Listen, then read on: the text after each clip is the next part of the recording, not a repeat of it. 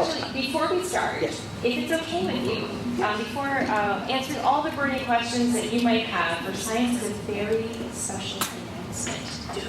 You do. Dr. Dr. Gerbasi. What do you mean? I haven't drunk that much yet.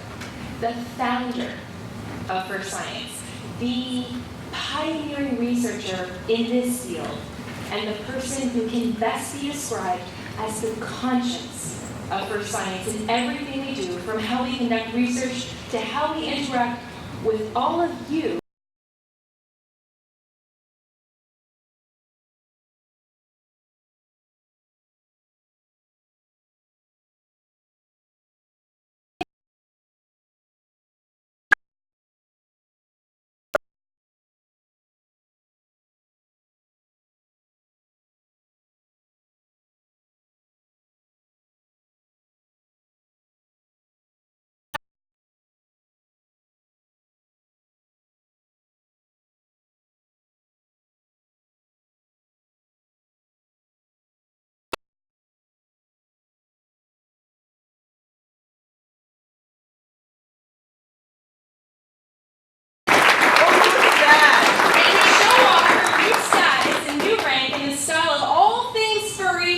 Larger than life and always way more fun.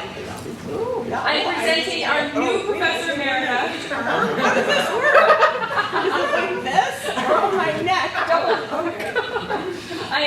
We are presenting our new Professor Emerita with this giant, ridiculously oversized credential. I love it! This is way more than my former employer has given me. 2 days after I retired, they turned off all my email and pretty much anything else that I had was gone. So, you were always with us. Thank you so much.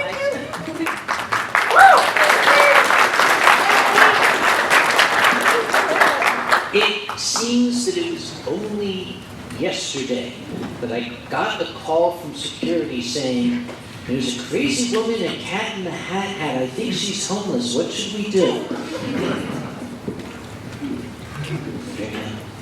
Absolutely. So Dr. G.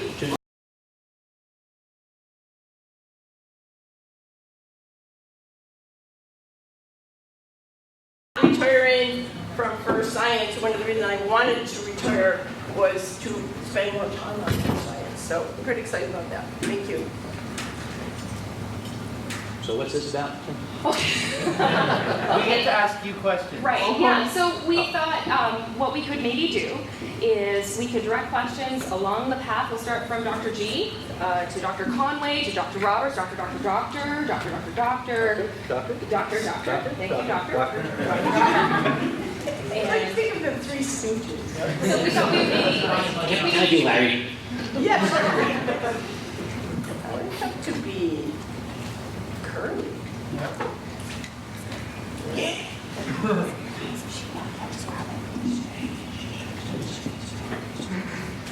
Chelsea's amazing. This is my awesome RA. Thank you, Chelsea.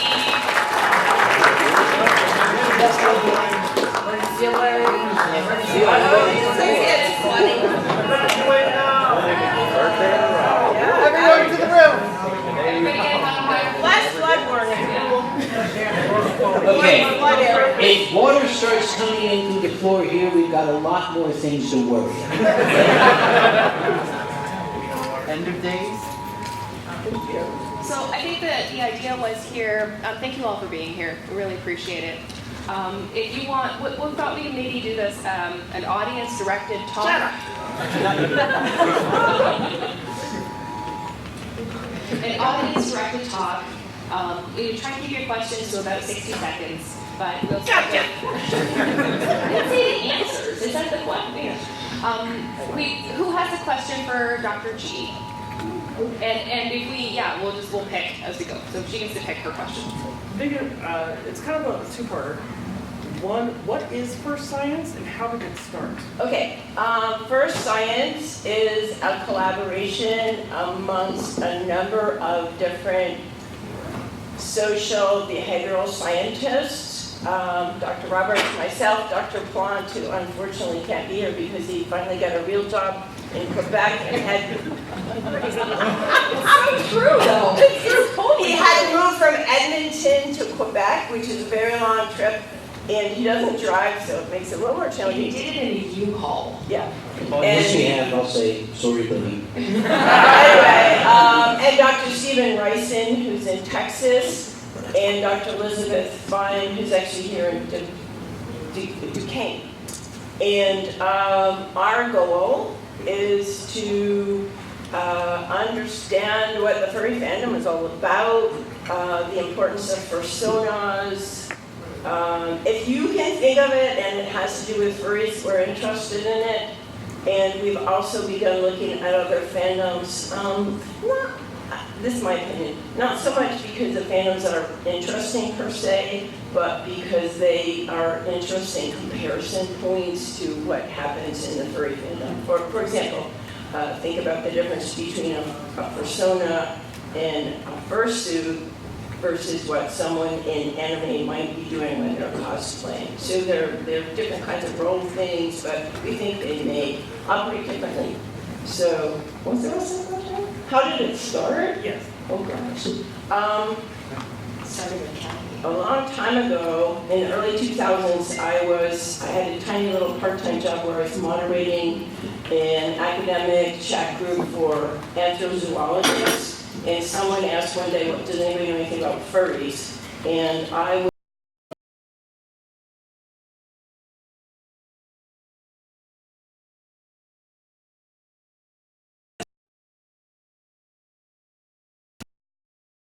was girly types. Yeah. Didn't mean to choke ya. So I read the dreaded Vanity Fair article and I was pretty stunned. And I thought, if it's true, someone should, be doing research on that. And if it's not true, that's even worse. Someone should be doing research on that to say, you know what you're talking about. So that was really the origin. And then as we went along, we got Dr. Plant, who was a grad student at the time, and he was TAing for Dr. Roberts, and we all got connected. Okay, thank you. You're welcome. Who has a question for Dr. Conway? Be nice. Thank you, gentlemen. Do you think anonymity plays a role in the furry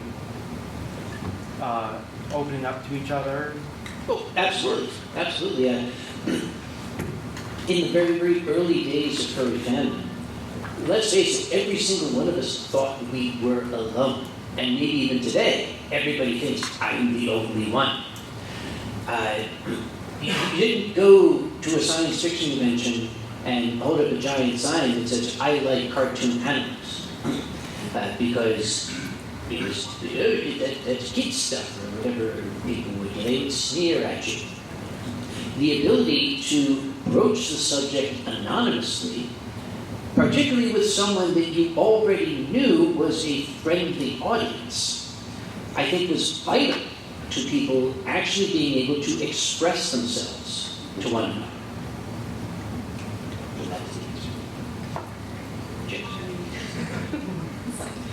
Okay, who has a question for me?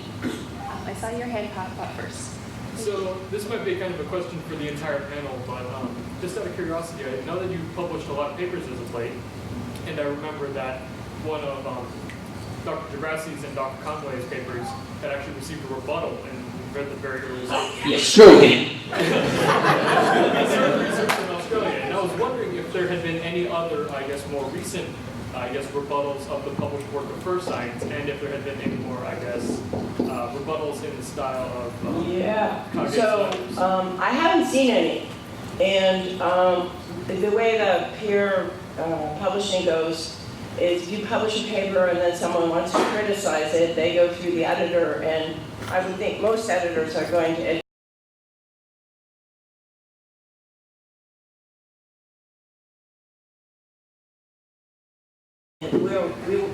we weren't actually allowed to say what we wanted to say. We wrote a great rebuttal and totally tore them apart. And the editor said, could you be less? Less what? less critical or point out fewer of the flaws? And he kind of said both. And I'm like, "Mwah." So that's why Nuka came up with the title of that article, which is Why So Furious. So I'm not aware of any other. No, I mean, I think that, it was the first peer-reviewed publication of its time, ever. And, you know, I think it was a starting ground. I mean, I found personally myself trying to get started in publishing on the furry fandom was very difficult.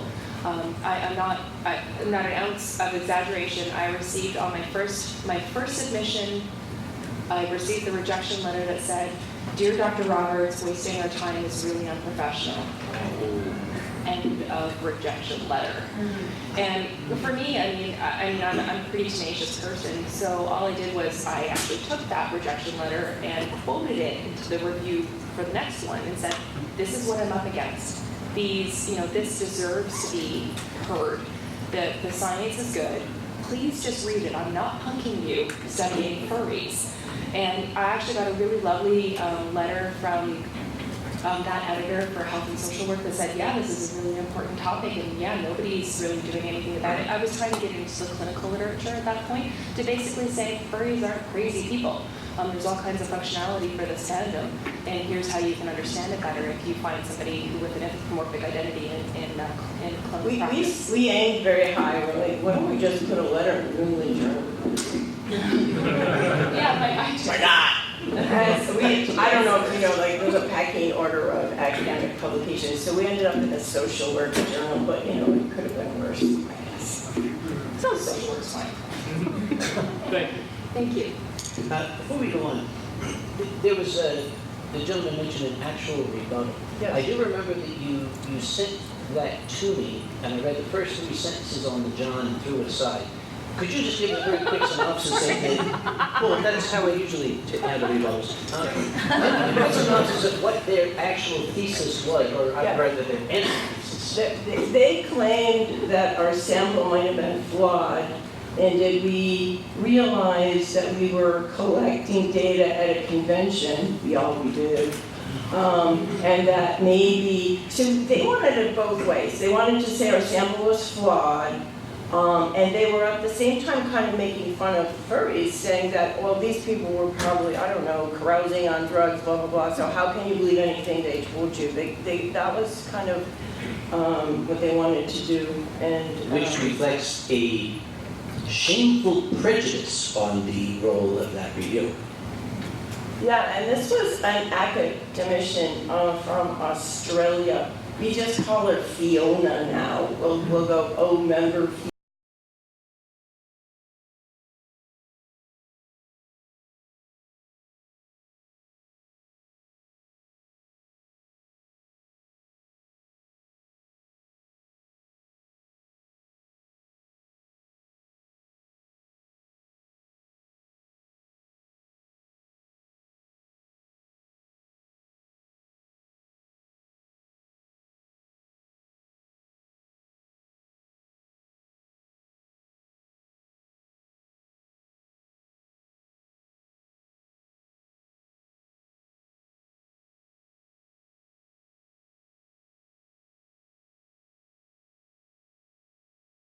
Say rising bachelor students or master's students in. Oh, we get a lot of, we're regularly approached by people right here at Anthrocon, you know, I'm doing my XYZ thesis, I'm about to go to grad school, can I work with you?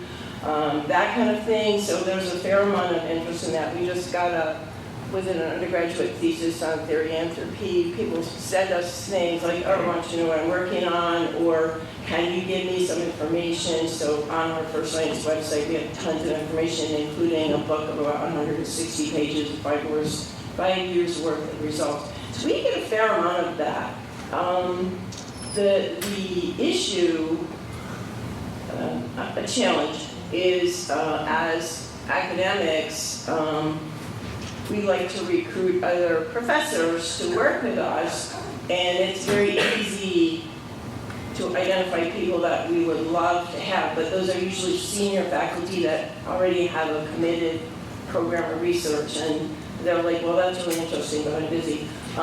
So that's kind of how we got Dr. Fine, because she was here in Pittsburgh, her research was relevant, and she was brand new, so she was happy to collaborate. So there are challenges about that. Somebody today just told me they wrote a college paper and they used our work because it was a sociology class, and they had a list of topics. You're not going to be happy. They had a list of like perversion topics that the students could choose from, and one of them was furry. And so this student kind of wrote a rebuttal to that. And then I told the student how we sent Nuka a couple years ago. So there was a weird sex conference in New York City. It was all BDSM, they came. Yeah, and they had a call for papers, and amongst yeah.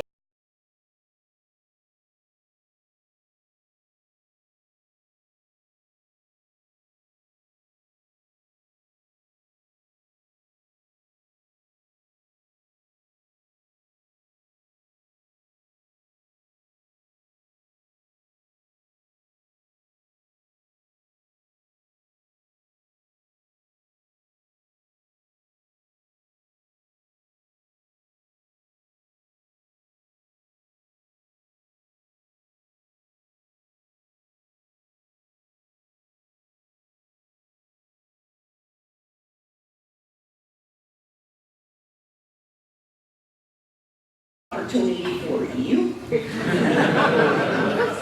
Works pretty well. If I could just pick up one quick thing Yeah. on the students. I mean, we have a lot of people who thank you, like what we do. We appreciate that.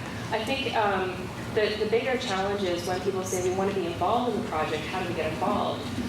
It's much easier for us if people come with like a fully conceived idea, and then we can help manage that. Like that's when our resources can be useful to other people. For us to design a project is a bit difficult, but for people who have, I'm going to be a master's student, I've got an idea for a thesis, and here's how I'd like to execute it. Okay, let's see how our resources can help facilitate that education. Absolutely, those are the kinds of things that are much easier for us to handle. The other really useful thing is if you have an idea or a question or a hypothesis, you guys haven't studied X yet. Those are often very, very helpful and insightful. Okay, question for Dr. Conway. Okay. Okay. So Anthrocon's been around for a really long time, and it kind of popped up around the Cambrian explosion of the furry fandom. So I've heard you talk about your origin story and how you found the fandom, but when you were approached to become chairman of what for a long time was the world's biggest furry convention, I'm curious as to what made you want to stay in the fandom, what the challenges are as becoming that chairman, and what sort of, progression you've seen. I often playfully embellish the tale of how I became chairman of Anthrocon, but I'll now give you the straight answer. I was Anthrocon's guest of honor in 1998. And for whatever reason, I guess so that the guests would be aware of what the staff was up to, they had a staff mailing list, and they included me on it. And I kept telling myself I was just going to stay quiet. But I had been working conventions since a long time before that. I was pretty well experienced in the field in various departments. And I get to the point where I just couldn't stay quiet anymore, and I started saying, okay guys, that's a really cute idea. Balticon tried that in 1987, and the sky fell down, and reindeer developed clown noses or something like that, and I don't think you really want to do that. And then they said, well, what should we do? I said, well, you should probably do this and that. And then more and more they were saying, okay, how should we run this event? And it just kind of morphed into, eventually they just said, why don't you just take over? Okay, sure, why not? I didn't take it over as the world's largest furry convention. I took it over as the second American Furry Con, an East Coast furry convention. The goal at that point was just to put on a convention. Not even to survive, it was just to put on a good show and be able to do it the next year if it is survive. What kept me at it was the fact that I figured we had to be doing something.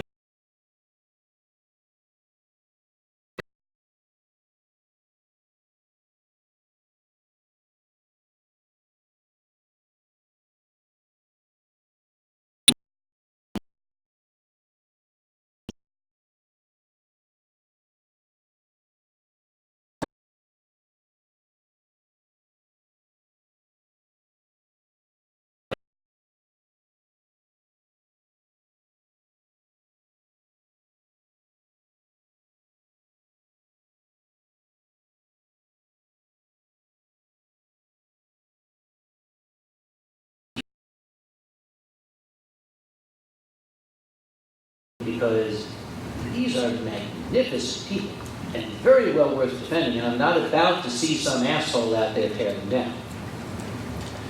That's it, Philadelphia.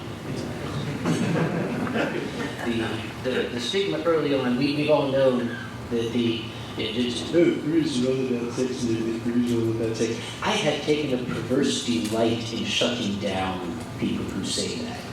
And I've got a good repertoire.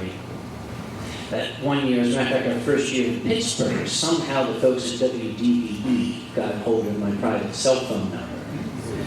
And it was at the guest of honor dinner, and my phone rang, and I picked it up, and they said, "Hi, you're live on WDEE. We got Dr. Samuel Conway."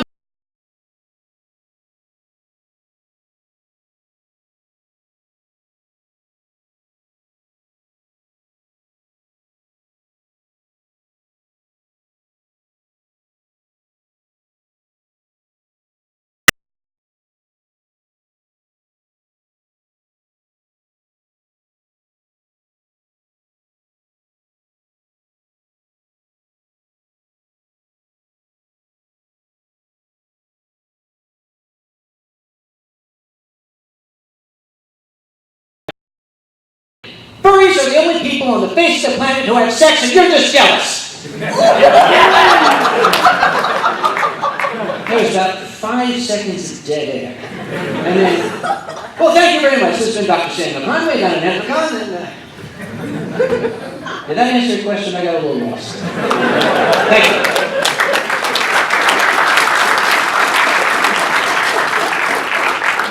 Question for Dr. Roberts. Go ahead, thank you. What were some of the questions that arose as a result from your findings during the research? Like some of the things that have gone unanswered? Everything. I have a whole life of work to do on this. There's everything. I mean, research is an evolving process, right? So you end up asking a question, and then you get some answers, and you think, well, now I have more questions. And sometimes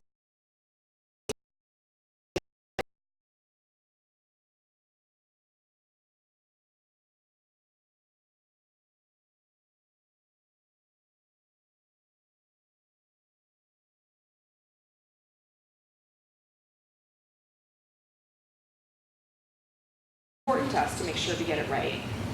So part of the process is simply even, how do we define things first? And then that can take 2-3 years of focus groups to do this. Now, one of the things that I'm trying to do to try and facilitate this and make this, to make it a little faster, we came up with something called the Furscience Universal Recruitment Project. And this is a database study 2 on furscience.com/participate. What we're interested in doing is creating a database. I think after, all the work that Dr. G has done, after all the years, I think we're 14 years into this now, I think the fandom knows that we're pretty trustworthy. At least I really hope that's how people see us. And that we're looking to do scientific exploration. And sometimes it means that we need to dig in and find specific people to answer specific questions. So if we try and study theory-anthropy, and we're waving around a clipboard going, "Hey, Theorians, anybody who's a Theorian can come," it's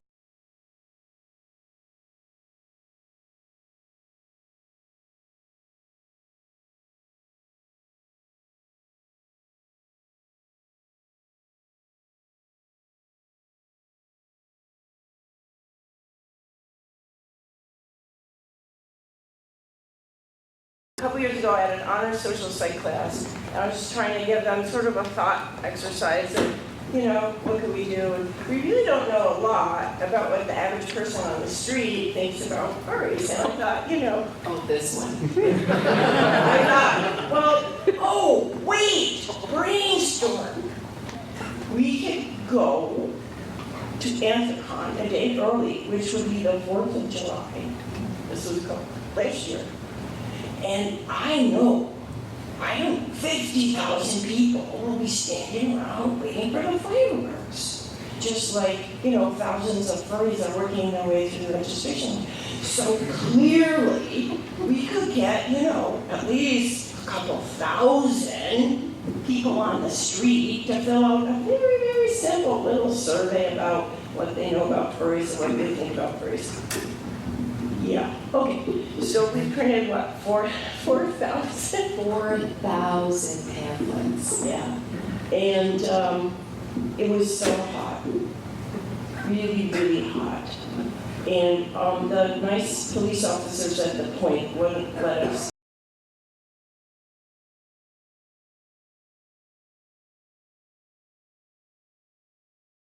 Where all the people watching fireworks would be. I just looked up the number on it, Kathleen. People who even clicked on it, not who answered. Go for it. Yeah, what, 100? 27. 27. Sorry, started. Apologize. And then was the thunder and lightning. And floods. I'm like, this, wow, I've never had such a bad, it was horrible. It's totally disaster. Yeah, so we just assumed anybody.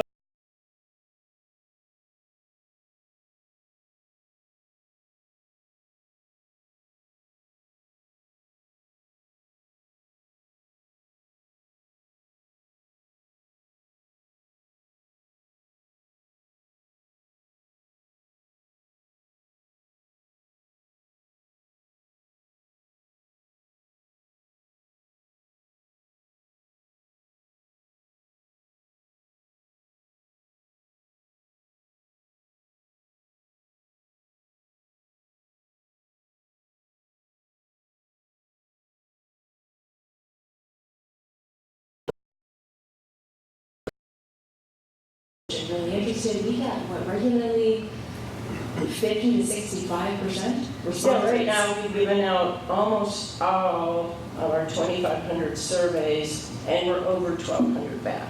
Incredible. It's awesome. Yeah, in research, if you get 20, you're ecstatic, right? So we did these, we sent, in my department at Waterloo, I think we sent just under 6,000 students an invitation to do this, and then sent them reminders a few times over. We had 2 to 5% response rate across all the universities. And I've been, and you know what, my colleagues were thrilled. And I'm thinking, I was spoiled working with this community who's super interested. And if I can just do one quick story, I just want to tell you about my colleague named Zach, who came in from McGill. He's our gender expert that we brought in. And he came to a furry convention at Camp Furry. And, as academics, we're used to 6 people showing up for a conference? When we do a conference talk, it's very bad, and most of them are asleep or fiddling on their phones or whatever it is they're doing. No one cares. And we were at Camp Furry, and we had the ballroom, we filled the ballroom. For a research talk. And he came back and he said, I don't even understand this. I don't even, and what was even funnier was that he had gone to a panel where he had taken off his jacket, and I don't think people realized he was on the research team, and someone said, I went to the Furscience panel, and for the next 15 minutes, relayed every slide that we had talked about in the presentation. And he was, I've never seen anything like this community in my life. And I'm like, yes. Where do we have? Oh, hi.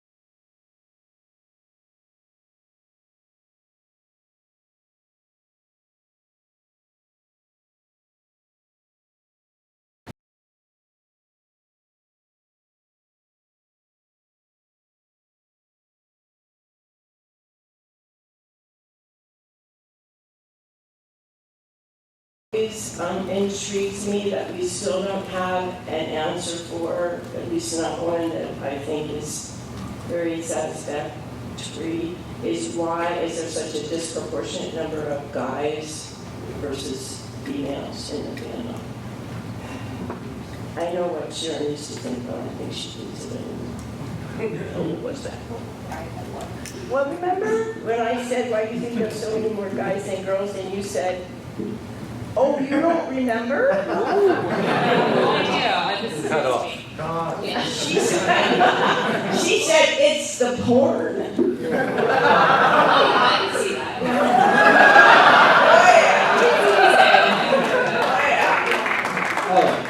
Okay, I'm going to. We're done now? I'm going to hijack the question and ask this. What have your findings indicated? What is the current approximate proportion of homosexual males that you would find in the fandom by self-reporting? Well, we find that the community is just over 70% LGBTQ. Yes.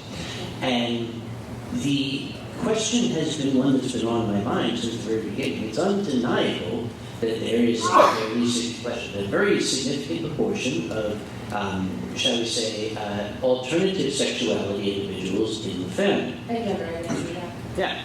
Now, I've always wondered, is that because people who are, shall we say, gender adventuresome attracted to furry fandom, or does furry fandom attract people like that? And I was having a discussion with Dr. Roberts, who's, I think it was you, I don't remember. I was a little Yeah.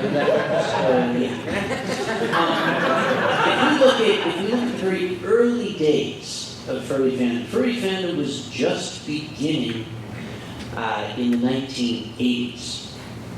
At a time when to be a homosexual or to be a person of alternative sexuality or gender neutrality or fluidity at the time was to be doomed to a life of bitter, bottomless loneliness, because you didn't have any way to meet with people like yourself. If you were a gay man in the 80s, what could you do? You could go down to a club where you had an equal chance of being beat up or being arrested or of catching a fatal disease as you did of actually meeting someone worthwhile. It was not an easy time for people of alternative sexuality. But then furry fandom came along, which was rooted in the internet and rooted in anonymity. And for the first time, people had a safe place. Even virtual, they had a place they could go in safety, where they could meet others, where they didn't have to be lonely.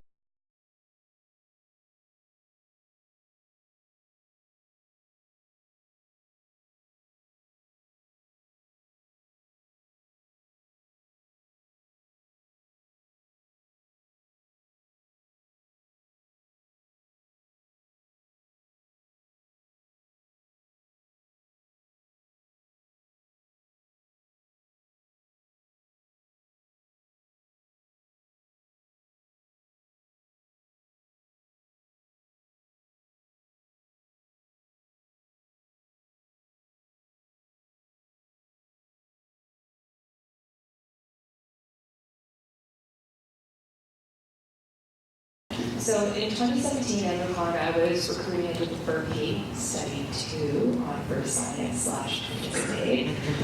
And I was going through the registration line, and we came across two women. I guess for the purposes of the story, trans women is important. I would just see them as women. And I said, hey, I'm recruiting, I'm Dr. Roberts, blah, blah, blah, Furry Science, funded, blah, blah, blah, University of Canada, that kind of stuff. And we're recruiting into this database. If you'd like to leave your email, we'll contact you and let you know, how you can participate, give you an informed consent, you can make an informed choice then. And what I found were people who said, well, I'm not furry, but I just know that I can be myself here, and no one's going to be asked. And that was so striking to me, that this became a place that had a reputation of just accepting people for who they were, that the kinds of ostracism and discrimination and hardships that are, that flourish in everyday life seem to be a safe haven. We're no longer there, and then it became a safe haven for all.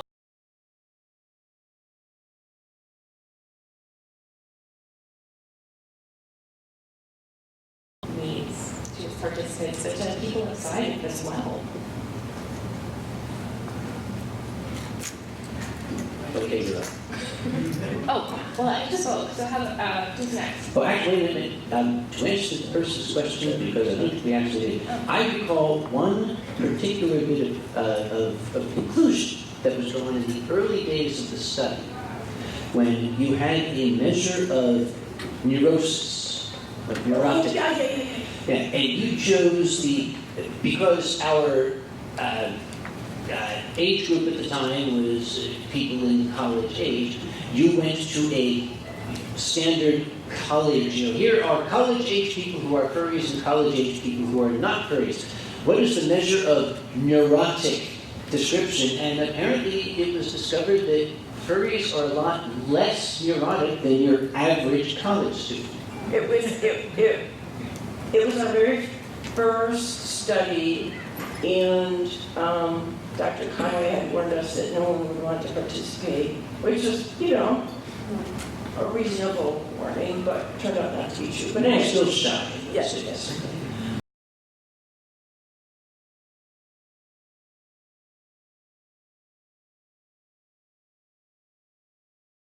In certain regards that they might be kind of reluctant to answer. So we asked about, how would you describe the typical furry, and we kind of had a checklist of characteristics, et cetera, et cetera.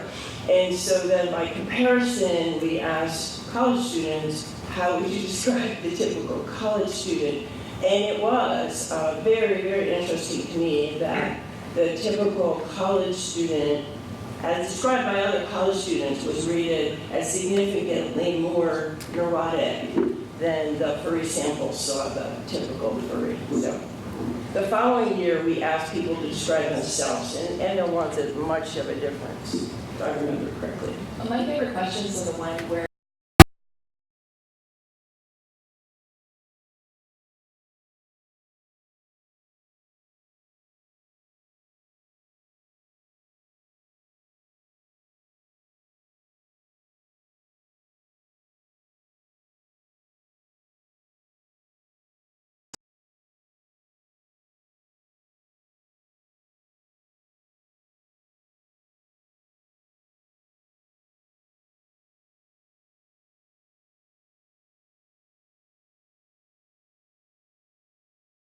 so I'm most interested in the persona piece to figure out how that serves as a buffer, serves as this like functional identity formation piece to an exploration piece to figure out who people are.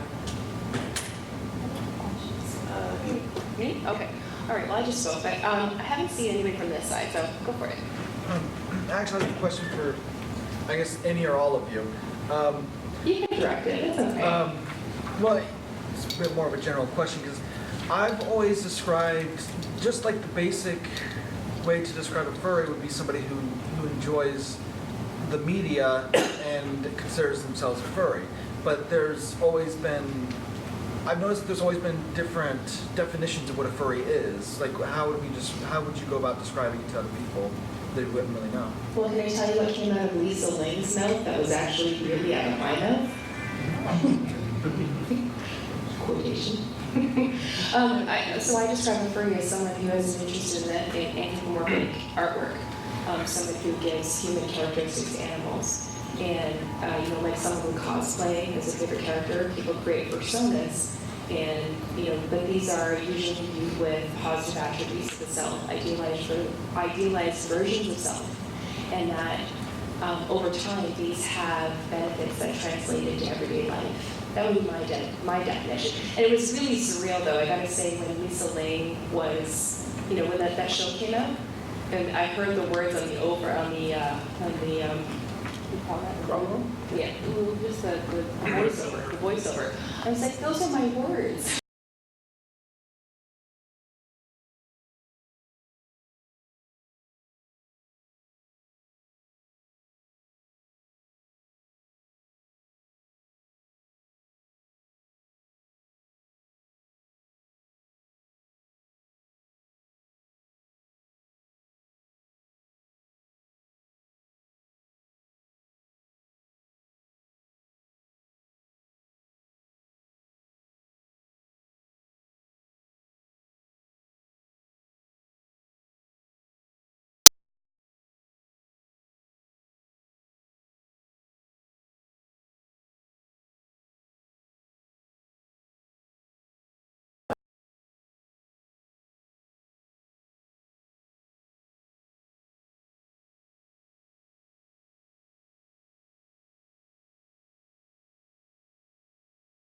I think it's in Furry Science 2.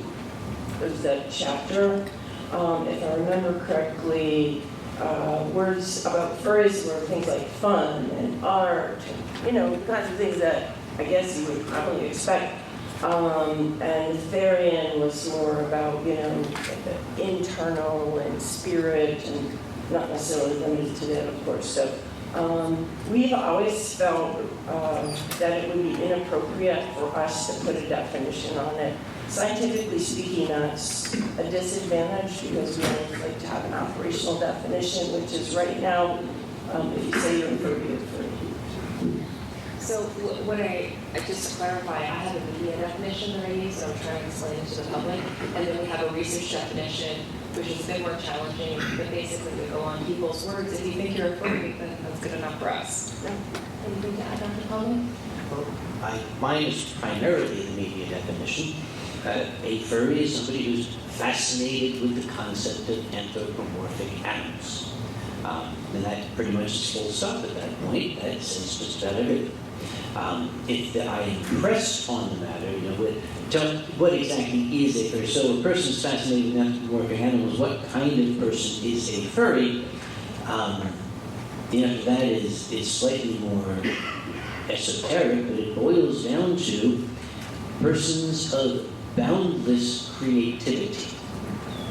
That is the hallmark of furries. They're not only people who are fascinated with anthropomorphic animals, they're people who are not afraid to dream. Love. Write that down.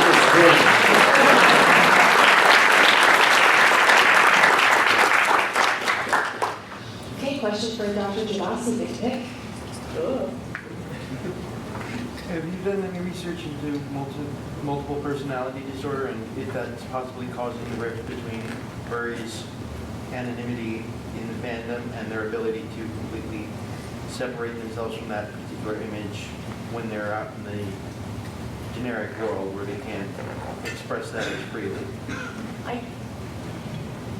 I don't think we have any evidence that suggests that a persona is related to dissociative identity disorder.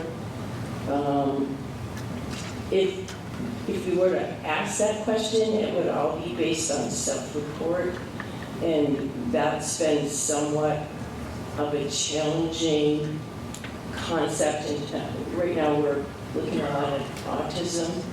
And we've got people that say they've been diagnosed by professional people that think they're autistic, but they've never been diagnosed, people that say they've been diagnosed, but they reject the diagnosis, that kind of thing.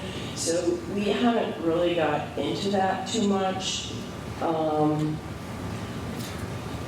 I know that looking at therianthropy, I have done an extensive review of the clinical literature, and what I see in the clinical literature, talking about stuff written by psychiatrists who tend not to be, I hope there aren't any psychiatrists here, tend not to be great scientists from what I can tell, because they can't keep their definitions straight.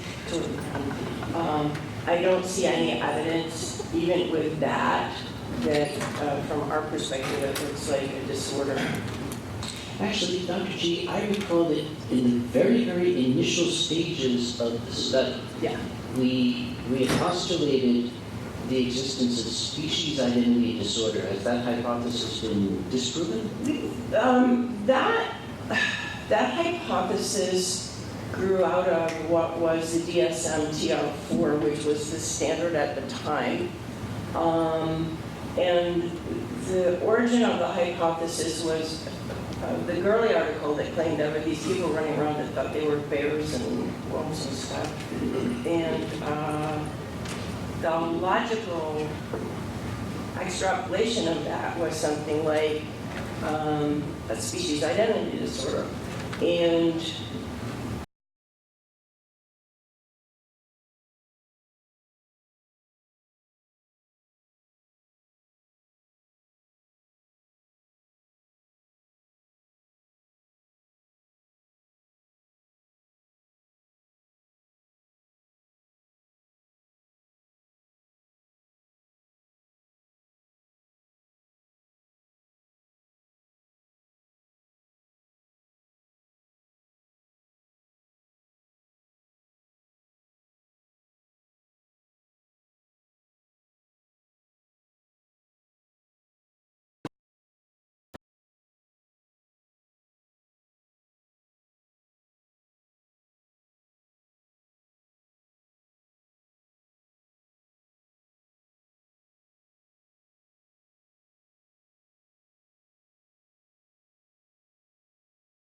Fantasy is a natural and normal departure from everyday life. Not in a way that you lose sight of who you are, but just in like I'm going to read a romance novel, or I'm going to watch a book, or I'm going to engage in this artwork, or I'm going to go online and engage in my persona. And overwhelmingly, what we see with furries is that that's how they're engaging in the furry fandom. It's fantasy and not escapism. Like anything that you do too much, that would be probably the boundary that we would suggest. So if you are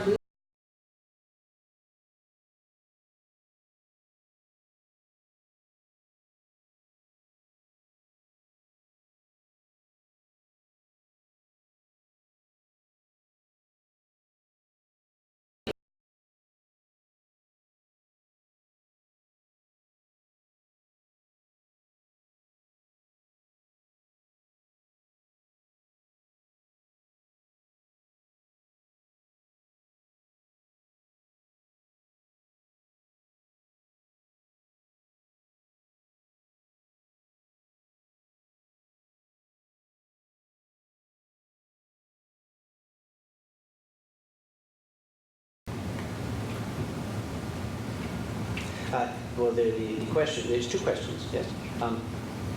Speaking of anxiety, what have the findings been on people with disabilities in the fandom? And the question directly to me is, other than the sign language interpreters we have, what do you do to make this convention inclusive? Again, I'll answer my part first. The simple answer is, okay. Hello. So the question is, other than the sign language interpreters, what does Anthrocon do for people with disabilities? The answer to that is anything we can. The entire purpose of us being here is that everyone is able to participate. If we find any barrier that is preventing somebody from having fun, we overcome it. And we're very, very dedicated to that. We understand that there are some disabilities that are not visible, and we try to remain cognizant of that. And again, if you come to Anthrocon, we want you to enjoy yourself. And if there's something that is preventing that, we will do our level best. We may not necessarily have a lot of tools at our disposal, but we will do our level best to attempt to overcome those barriers. So the other part of the question, people with disabilities in the fandom, has that arisen in your research? Yes. Our recent focus groups, and we haven't had a chance to talk about this yet, but we will tonight. We've been asking people what kinds of things could be provided for them at the convention that would give them a better time, have them be more comfortable. And just as Dr. Conway said, there are some kinds of problems, concerns that people have that are not obvious. And we'll be working on sharing that information with you. Thank you. You're very welcome. And so that, we can address some of these things. So I, as a social psychologist, and Dr. Roberts, as a sociologist, kind of pretty much my whole life,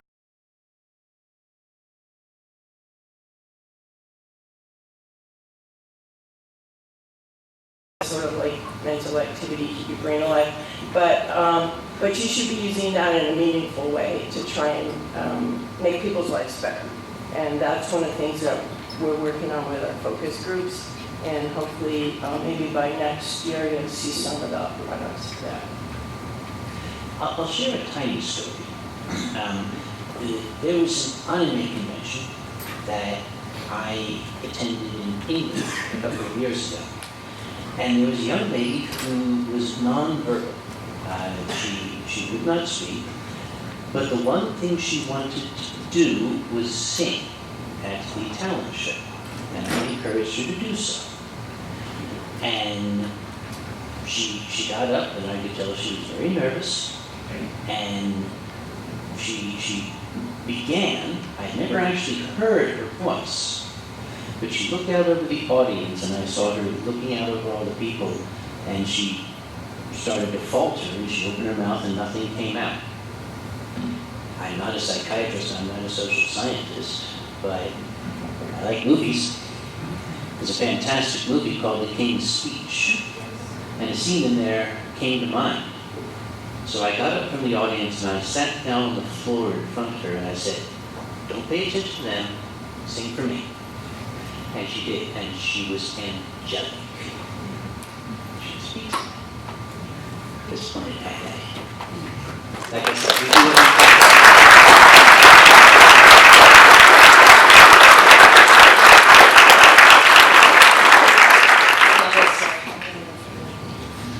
I'm gonna see if anybody from over here haven't looked left yet. In the yellow there. Okay. If you had like unlimited amount of data to search through, what would be your first kind of challenges or kind of issues to resolve? Oh, man. Okay, Very short. can I just tell you more about what my dream is? I dream to have like an RV that holds just 4 feet. I'm a fan of the RV now since I'm retired. I can drive it around with my dogs. And here you're a wild driver. It does scare my husband.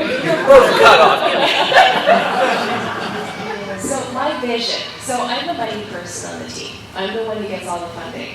And I am, so far, since 2012, we're at, I think, $365,000 of funding from the government and universities for what we do.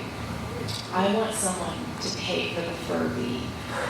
And this will be the most amazing RV that will hold research assistants and Dr. G and all her dogs. Because those are important. And it has cameras in it, and it will allow for us to really capture what it's like to A, do the research, but B, to really capture what people's lives are. So it'll be all decked out with cameras and all that good stuff. That's my dream. The last time she gave us that dream, we told her she was crazy. But she could write any grant she wanted. So she wrote a different grant, we got, what, $250,000? Yeah, just over $250,000. But they're Canadian dollars, so don't get that. It's about 98. Let's see Grandma Kage there, go for it. I have a question about non-homosexual furries. Have you reached any conclusions on the type of individual who is attracted to the furry community other than homosexual people who have loneliness issues? I have an interesting story about that.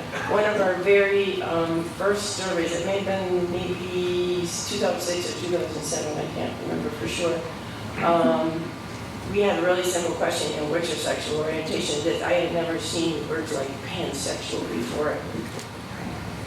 But anyway, so someone on that survey wrote, I believe it was a male person, wrote, I'm heterosexual, but I wouldn't tell anyone here that. So they felt like they really were in a minority and they needed to keep it to themselves. So, kind of interesting. I don't really know. I mean, from our research, I think a couple years ago, we asked about, what are the norms of the fandom, and it was very obvious that the expected norms of the fandom are to be open and accepting. So it really shouldn't matter what anyone's individual characteristics are. They should feel like they belong. We have a paper coming out in Furries Among Us 3 that deals exactly with this thing, and I will send you an early copy. Great. I got lost. Oh, yeah. Let's start over with Dr. Yeah. Gerbasi. Who's that question? Red shirt and neck. So speaking of your output, I'm kind of wondering if you discuss how your research is being consumed externally or other derivative research that's come out. That's a great question. I guess the answer depends on who the audience is. So if you're a member of the furry fandom, I think you're pretty much like our research because I think it has contributed to the destigmatization of the fandom. If you're an academic, you might be pretty much unaware of the research. If you're one of my adult children, two of whom are researchers, one's a sociologist and one's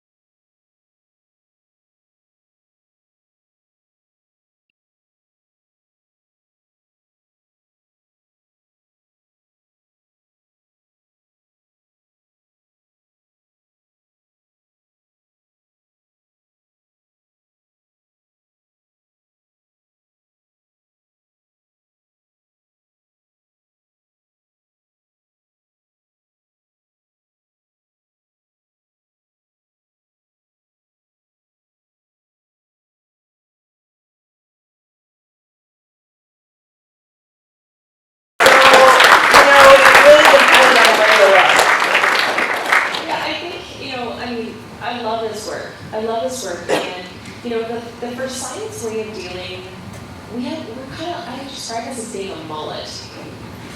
In that, when we're dealing with the media, we're all like business in the front, right? And I can pull out all the polysyllabic terminology and all the crap that I have to. But when we're dealing with the community itself, we're really tongue-in-cheek, and we're not shy to sort of, make ourselves look a little silly. And there are a couple reasons for that. I mean, we know that we're not better than the furry community, and we get you. And so we're happy to, sort of exist as these, if you will, permit us, the invited allies that sort of, participate in the fandom, sort of as a little bit outsider, but we kind of get it on the inside. We got one toe in, if you will. And I really, it's the privilege of my life to be able to do that. But I think that's the important thing is that when we need to pull out the credentials, because those are the things that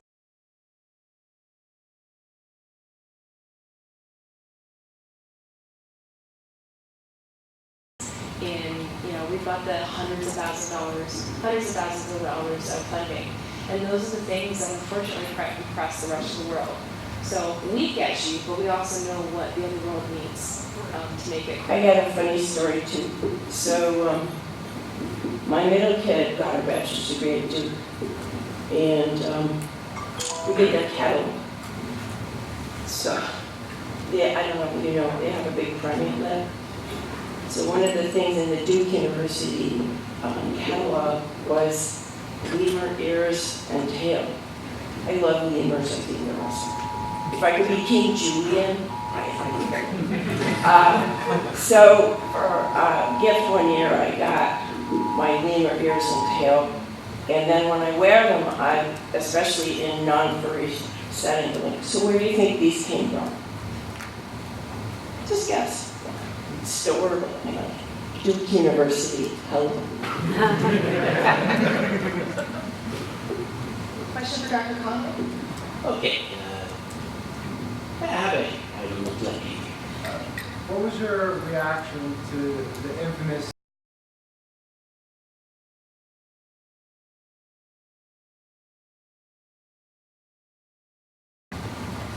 whether I'd like to admit it or not, something of a prominent figure in the fandom at the time, and people asked me that question.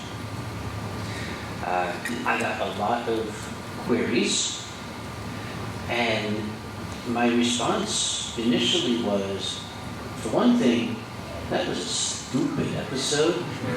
It had one of the dumbest plots, big holes in it, scientifically indefensible.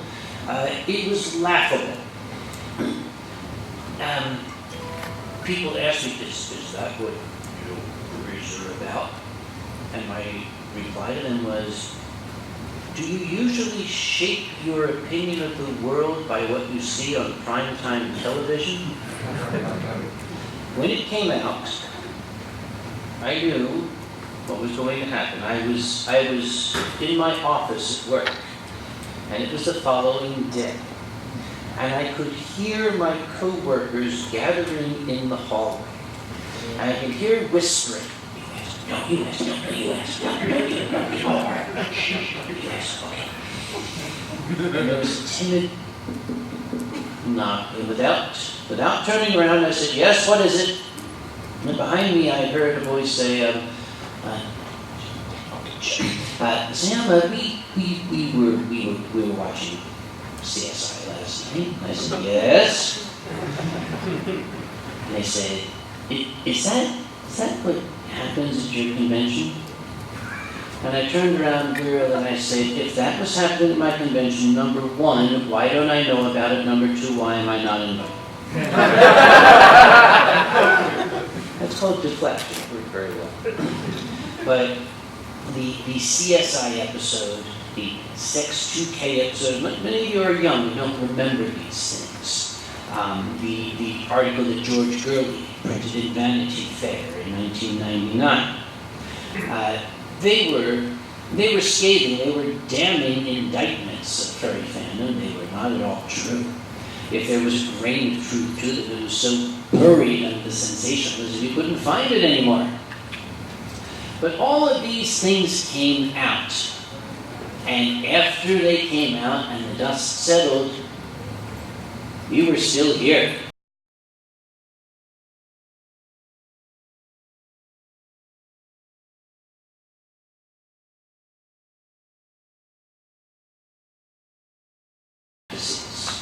We know what we are, we know what we're here for.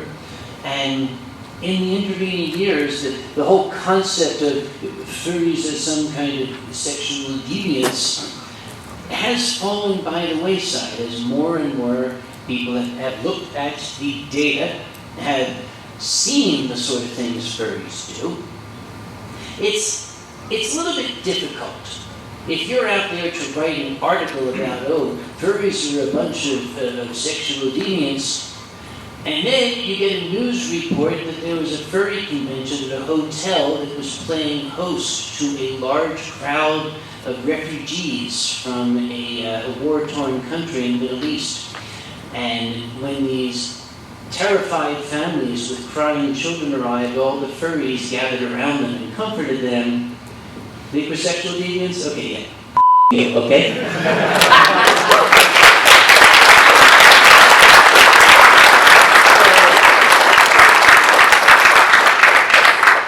Dr. Roberts. In the back there with the U's.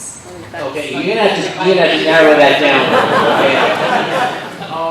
So my question is, in your studies over the years, have you looked at the way that meme culture of fandom has evolved or contrasted with other fandoms?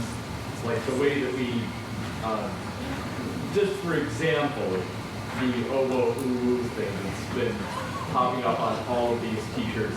Notice is your question. Oh, whoa, what's this? Opossums being a sort of avatar for anxiety.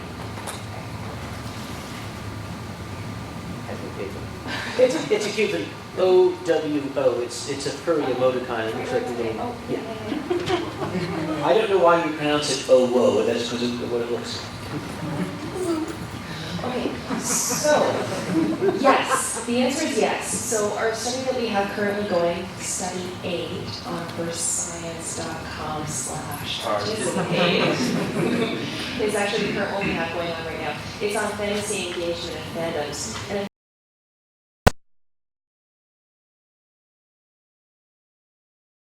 so we are looking at fandoms in furries, anime fans, fantasy sport fans, and actually just sport fans. It's actually going to be bigger than that. Happy will be happy on that. And then we're looking at it in America, in North America, England, Germany, and then Japan. Wouldn't that make it 16 cards? Yeah, we're working on the sports versus fantasy sports. We need to test out in America first. But the answer is that we are really interested in using multiple fandoms to answer these questions, particularly for me for fantasy engagement and identity resolution. So in our previous work that we had that was government funded, thank you, Government of Canada, for funding our work, what we noticed was that the self-created identity of the fur fandom was functional for identity resolution more than enemy fandom, which is usually occupying other created identities, such as the cosplay. And then it was our control group is always sport fans, and we were both of those are more functional than the sport fan control group. Why do we use sport fan control group? Because sport fans, if we look at sport fans, they're pretty mutually exclusive. The fandom and the two fandoms don't usually merge. Like when we ask furries what are the things that you hate, sports is actually the thing that pops up. So it turns out that for research, that becomes a really awesome control group for studying the things that we're interested in. We had, I think Devin, who's been helping with the number, almost fell out of his chair because he had seen one person identify as a furry and a sports fan out of like the thousands surveys. Wow. So yeah, we'll have to deal with that data then as it is, right, with the sport fan. But yeah, we're very interested. So I'm an identity researcher. That's my training. I'm a neo-Ericksonian person who likes looking at the transition to adulthood and how people become adults and how they begin to know themselves. And for me, the functionality of the fursona is particularly interesting because it seems to allow for an exploration in a safe environment that has structure that seems to be missing from the rest of our, Western, postmodern world. Most people are left with flat.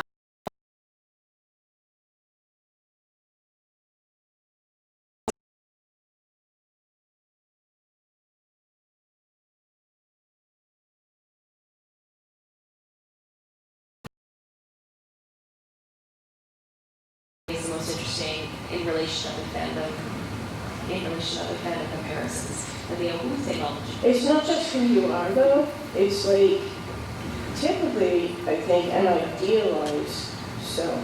Well, yeah, that's something that the person kind of wants to aspire to. Yeah, and like as an identity person, identity researcher, the thing that's most interesting to me is the in-depth exploration of what that idealized version of self is. Like, what does each freckle represent on a persona? What does each element of the characteristic, whether it's because it's it's an animal and it's associated with particular types of attributes that are pleasing aesthetically or personally or emotionally.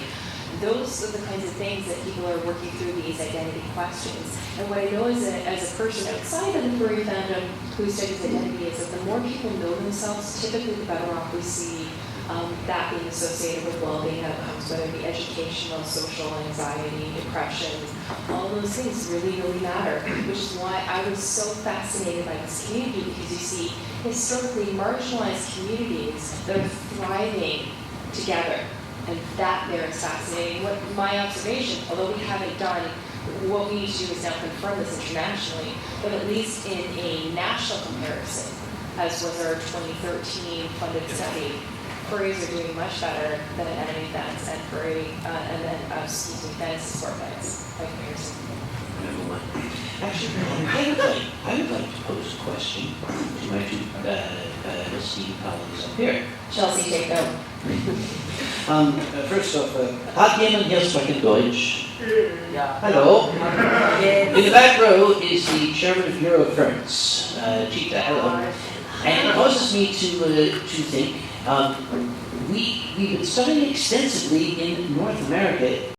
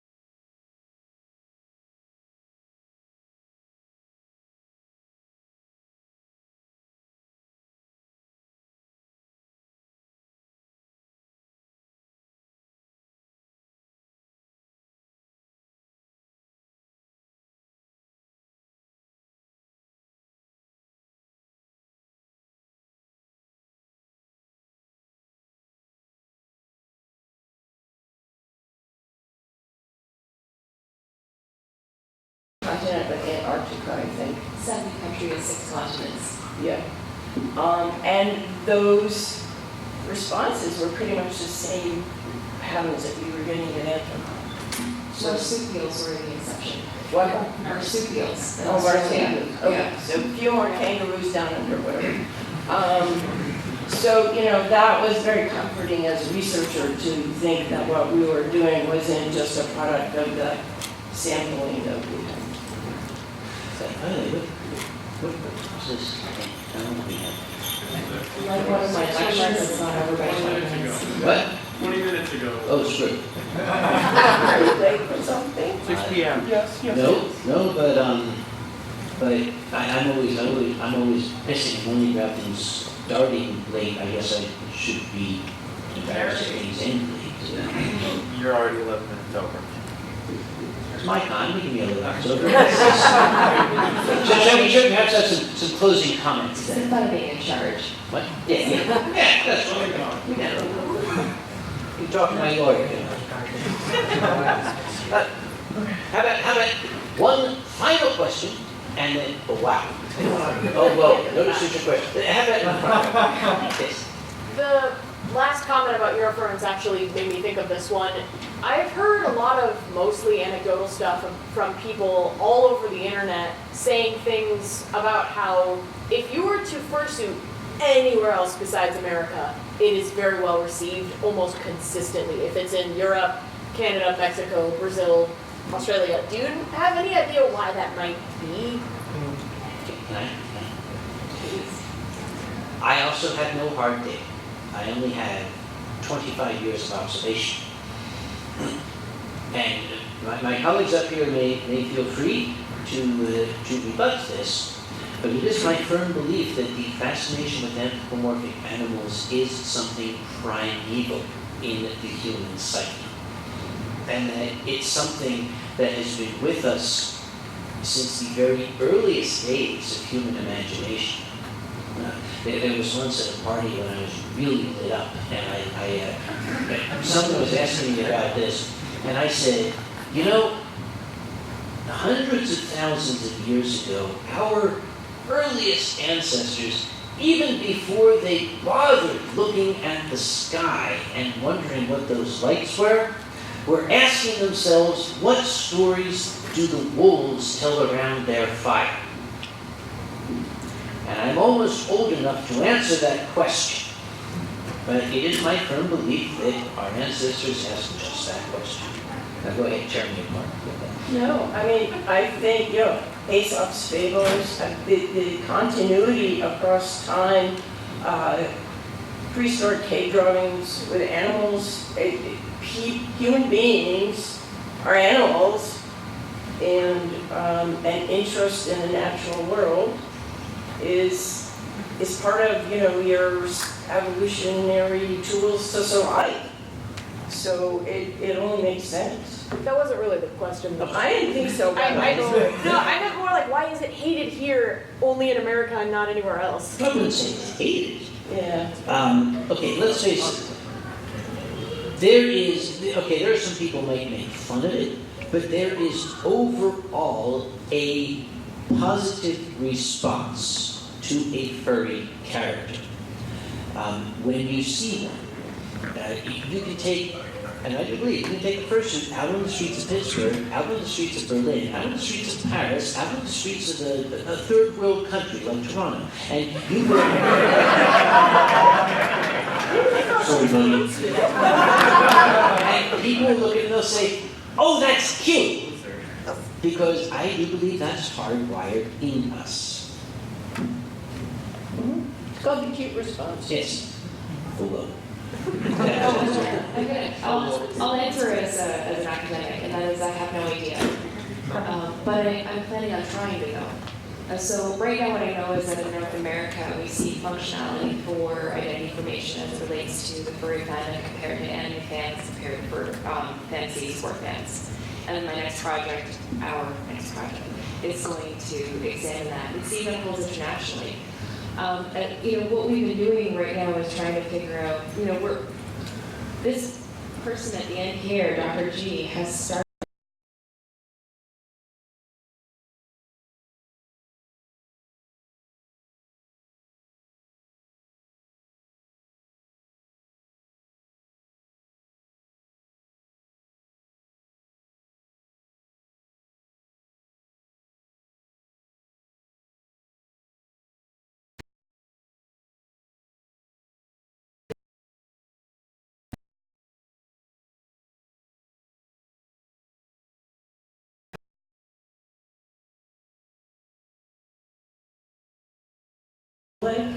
and we kind of tried that.